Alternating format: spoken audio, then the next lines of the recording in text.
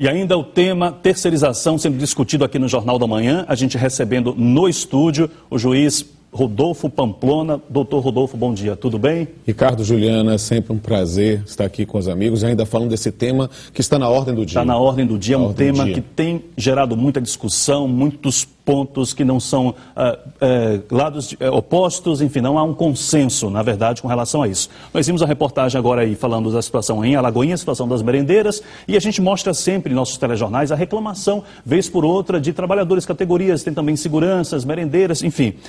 Esse projeto sendo aprovado, doutor, a grande preocupação é, ele pode significar redução de emprego, perda de oportunidade no mercado? Ricardo, esse é um tema fascinante e é importantíssimo tomarmos partido, sabe? É muito difícil nos colocarmos nessa questão de uma forma absolutamente imparcial. Por quê? Porque nós vemos no nosso dia a dia, isto que a matéria que rodou agora, né, apareceu, acaba sendo a regra. Nós vemos isso todos os dias em relação à noção da terceirização, em que há atrasos salariais, há descumprimento quanto mais de verbas trabalhistas. E o que é que acontece? O discurso do estímulo da terceirização é assim, olha, vamos criar novos empregos. Desculpe, é uma mentira.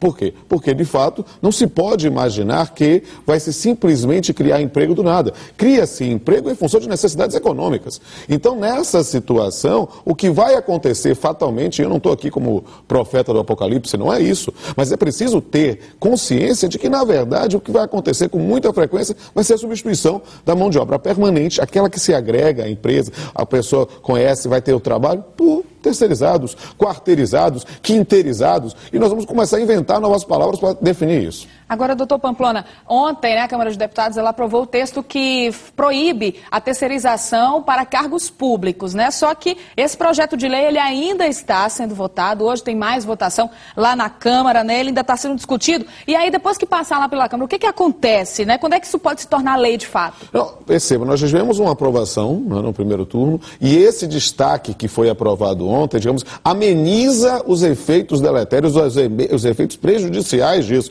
mas não de toda forma. Por quê? Porque se esse destaque, por exemplo, que foi aprovado ontem, não tivesse sido incorporado, nós poderíamos ter no serviço público em geral o fim de concursos públicos na prática. Por quê? Porque se eu posso fazer com menos custo uma ideia e que nessa linha faça-se com que o trabalhador é que pague o pato, ora, nessa linha ninguém ia ficar fazendo concurso público, é custoso, é difícil, há batalhas judiciais, mas perceba, é a forma de garantir impessoalidade, moralidade na prestação do serviço público. Então, para deixar isso muito claro, nesse aspecto, com a retirada deste ponto do texto, que impede, portanto, que a terceirização se aplique aos concursos, às empresas públicas, há uma amenizada nesse processo, mas nós temos ainda a discutir por quê? Porque essa ainda é uma batalha dentro do Congresso Nacional e toda a mobilização nacional que temos hoje, estamos hoje em Salvador, nesse momento, por exemplo, sem ônibus, porque as pessoas estão tomando consciência de que esse é um debate que todo cidadão, toda a sociedade deve participar, porque é a escolha do modelo trabalhista brasileiro no final das contas. Essa é a questão trabalhista mais importante dos últimos anos do Congresso Nacional. Agora, doutor Pamplona, tem realmente esse temor, né? A gente vê aí que hoje várias categorias paralisaram suas atividades, porque esse temor, ele se refere exatamente o quê? Os direitos vão ser reduzidos? O que acontece com o trabalhador? Perceba, vamos imaginar dar o exemplo dos trabalhadores de ônibus. Olha, hoje eles são empregados das empresas de ônibus, mas se de repente nós temos esse projeto aprovado, nós poderíamos ter empresas de ônibus sem motoristas, sem cobradores, simplesmente pensando em terceirizados. E note que a prática em relação à terceirização verifica que a maior parte dos acidentes de trabalho, 80% dos acidentes de trabalho são terceirizados. Os terceirizados na prática recebem menos porque não se agregam à categoria econômica do empregador. Quem consegue fazer isso ou trazer uma disciplina é a própria Justiça do Trabalho. Termos uma lei é algo importante, por quê? Porque a matéria da terceirização na prática foi feita a reboque da economia e as pessoas vieram discutir judicialmente e toda a disciplina hoje está com uma súmula do TST.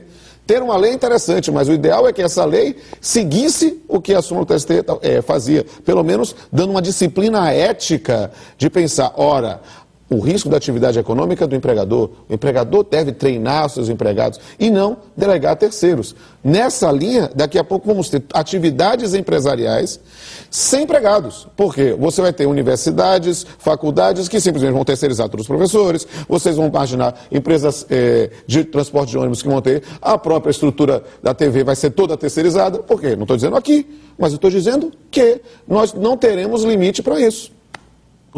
No serviço público, por exemplo, nós temos já um fenômeno estranho, né? Eu falo isso para os meus alunos, falo isso para os meus jurisdicionados. É mais fácil achar um mico-leão dourado do que um médico empregado no serviço público. Por quê? Porque todos são cooperativados, são PJs. Note que acaba tendo uma quebra da pessoalidade e uma fiscalização, porque o que pode ganhar em diminuição de custos para o empregador, perde-se para o cliente, perde-se para a sociedade. O senhor me disse agora há pouco, antes da gente entrar no ar, que há uma espécie de um entendimento geral entre os juízes e os magistrados que são contrários ao projeto, né? Sim. Parece que é um ponto pacífico aí Sim. entre os juízes. A gente está falando dos juízes. Exato. Mas o que é que há exatamente no projeto? O que é que ele diz que faz com que se tenha essa reação tamanha ao projeto? O ponto fundamental, o ponto a ser discutido, o ponto que a Associação Nacional dos Magistrados Trabalhistas firmou posicionamento em relação à terceirização na atividade fim. A terceirização é uma realidade da teoria da administração, a ideia de excelência de curso, respeita-se isso. Mas o que é que o TST fez? Uma disciplina ética de dizer, olha, só posso em atividade meio, só em situações especializadas. Por exemplo, quando pensa em vigilância armada, você está entregando uma arma a alguém. Ora, então faz sentido que o empregador tenha que passar para um terceiro que tem fiscalização do Ministério da Justiça, todos esses dados. Quando você pensa nas chamadas atividades meio de conservação, de limpeza, porque sendo menos especializado, pode-se imaginar uma formação de uma identidade dos trabalhadores e aí prestar esse serviço.